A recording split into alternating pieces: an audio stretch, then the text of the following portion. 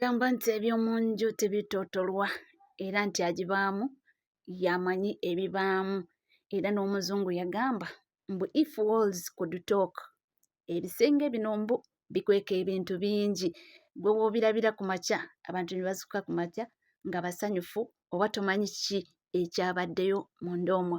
Mbaniriza mwena abali naffe abali ku NCK TV mwebale kubanga muli naffe mwebale kutambula naffe gigenda gitya gitambula gitya tusuubira nti buli kimu kitambula bulungi era nga nammwe bwe mutyo muli bulungi ate na subscribinga ke kaseera okubanga subscribinga ku channel yaffe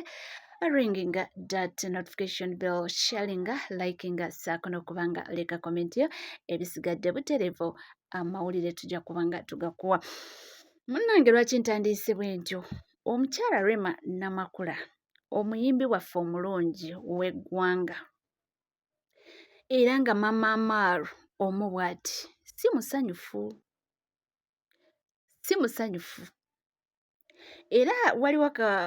ka audio ke yafulumizza ng'agamba nti bannange mbu ye ne mwami we eyali mwami we Eddy Kenzo kubanga yagambye nti amuwa nnyo ekitiibwa era tamuyinaako obuzibu era n'ategeeza nti byaliwo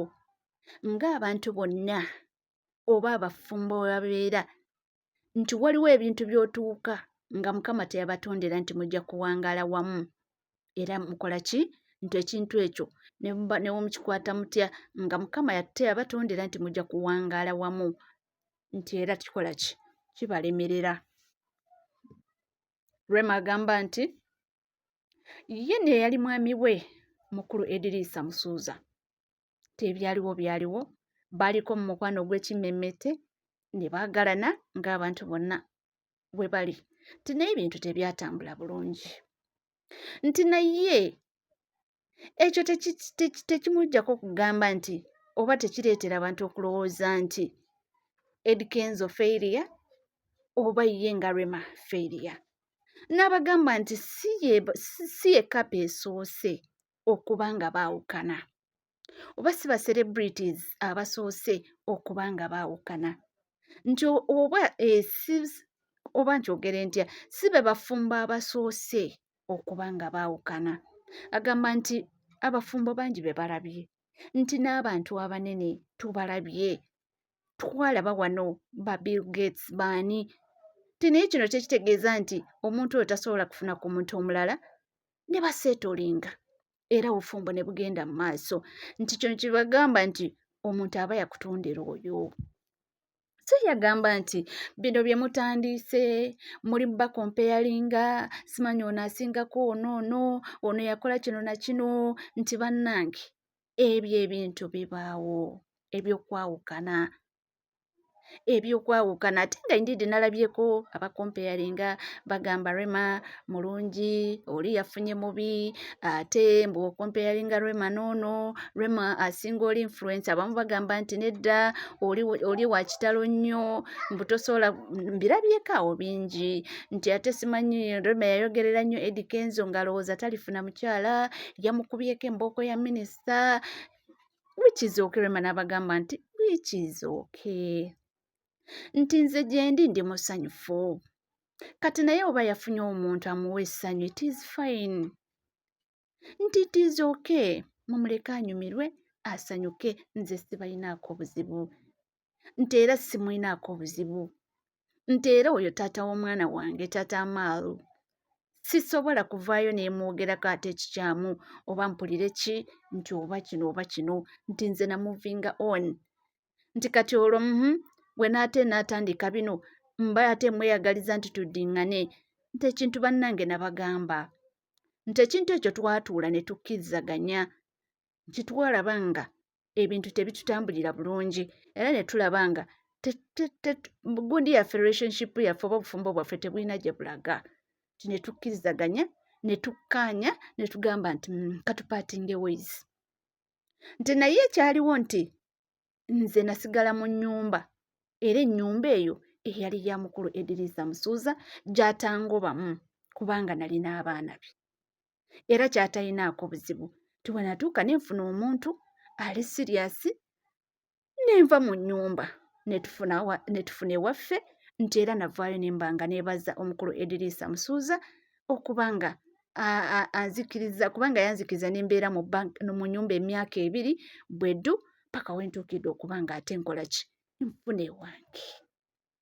Ate era namwebaza mu lujjudde lw'abantu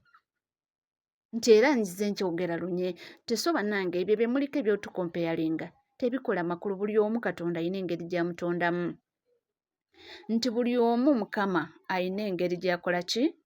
gye yamutondamu. Teso muleke ate ffenna tetusobola kufaanagana mu buli kimu, ffenna tetusobola kwenkana buli kimu, nti mu nsi muno buli omu ayina kyasingako munne. So ebyo byonna ebyogerwa nze sibiriimu, nti era munaye sisobola kutuulaawo nenzikiriza nendaba omuntu ng'avvoola kitiibwa kya taata w'omwana wange, nti ebyo nange mba nkola ki tuwadde ebyo byaliwo ebyedda byaliwo ebyo bye bagamba nti yamuyita semyekozo n'amuyita laavuniga. Ebyo ndowooza era yali abikozesa busungu. Omanyi omuntu oluusi ng'obadde oyagala nnyo omuntu ate n'akudisappointinga. Tukkirize nze naawe Eddy Kenzo ye yadisappointinga Rema. Eddy Kenzo ye yadisappointinga Rema era n'atuuka n'omuleka mu nnyumba alyoka muyimbira akayimba siri muyembe nti oninze kwongera siri paapaali oba mujjukira akayimba ako. So Eddy Kenzo ye yeyabulira Rema. So ye kyabagamba nti ye nga ye yadde byatuuka ne bigaana naye yabiva kubanga yafuna omuntu akola ki amwagala era kati ali bulungi. Naye agamba nti tasobola kukkiriza ate awulire abavaayo ne bavvoola ekitiibwa kya taata w'omwana we nga beerimbika mbu bawagizi be. Okumuwagira agamba takinaako buzibu muwagire, naye tereka kwerimbika mu ebyo olyoke ovume Eddy Kenzo kubanga nti ovumirako Rema. Rema ye atabiriimu ate atali mu kuvuma muntu, atalina na budde obwo obw'okuddaawo ate atule ku Kenzo avume. Kitegeera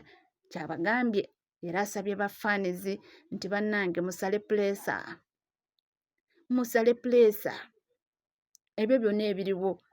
byaliwo, ye byonna byonna teri kipya kyatamanyi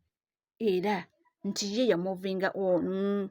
ti omuntu gw'omuvinga ono n'ofuna omwami omulala n'osetolinga kati kikyuba ky'olumwa nti lwakuba omuno yafunye ate gyewava yafunye nti nze yavaawo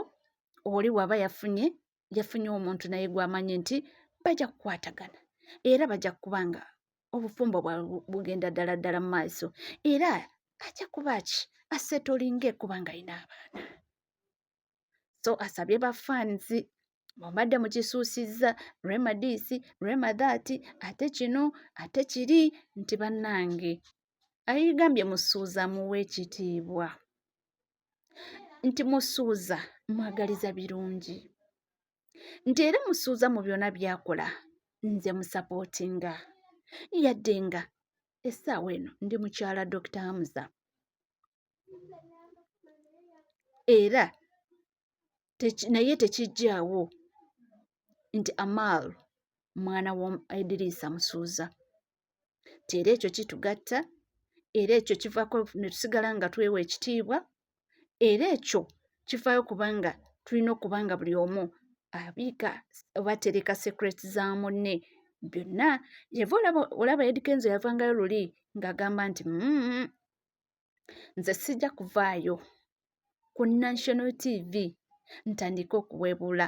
ekitiibwa kya mukyala Rema Namakula nga yaakavaayo luli. Interview zaali nnyingi n'agamba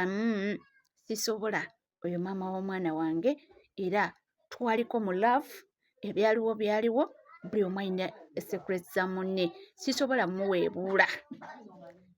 Era yagamba nga ne bwe bamubuza agamba nti ebyo byaffe